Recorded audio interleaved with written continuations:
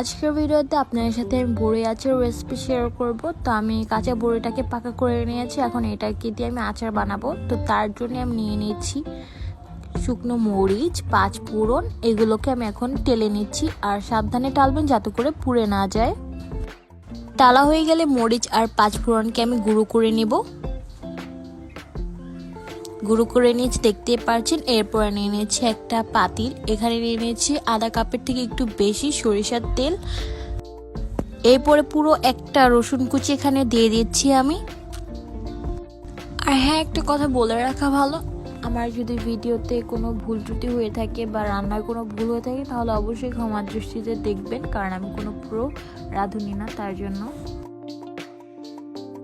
তো এখানে আমার তেলটা পুরো ফেনার মতো হয়ে গেছে। কিছুক্ষণ পর এটা ভাজা ভাজা হয়ে গেছে রসুনটা। এরপর এখন আমি এখানে অ্যাড করে দিব বড়িগুলো, যে বড়িগুলো আমি রেখে দিয়েছিলাম। আর অবশ্যই বড়িগুলো কিন্তু ভালো মতো ধুয়ে নেবেন। সবগুলো বড়ি দেওয়া হয়ে গেলে আমি এগুলোকে ভালো করে নেড়েচেড়ে একটু ভেজে নিব হালকাভাবে।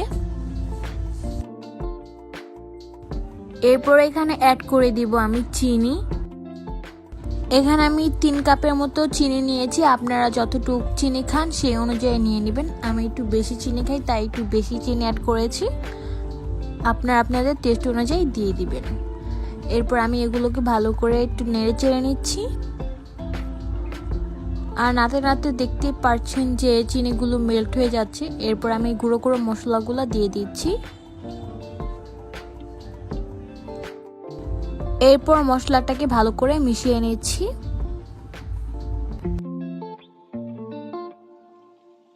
তো এখানে আমি এখন পানি অ্যাড করে দিচ্ছি। এখানে আমি প্রায় 2.5 কাপের মতো পানি অ্যাড করেছি।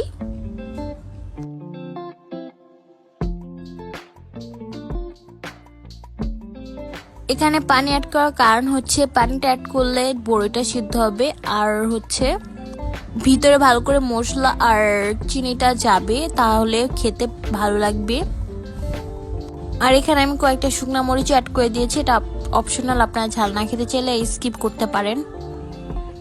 তো আমার এটা প্রায় হয়ে গিয়েছে, দেখতে পাচ্ছেন কালারটাও চেঞ্জ হচ্ছে আস্তে আস্তে। এটা বানানো খুবই ইজি, অনেক ইজি ওয়েতেই বানানো যায়। আর এটা প্রায় শুকিয়ে আসছে, আর দেখতে পাচ্ছেন আমার এটা কতটা জুসি হয়েছে। তো আমার আচারটা প্রায় হয়ে গিয়েছে, এখন আমি চুলাটাকে অফ করে দিব। আপনাদের একটু ক্লোজ নিয়ে দেখাচ্ছি।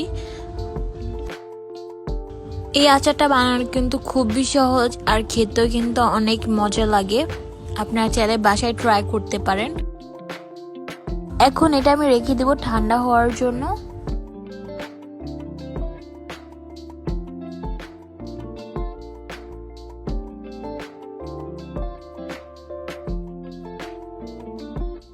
তো এইটা হচ্ছে সকালের লুক।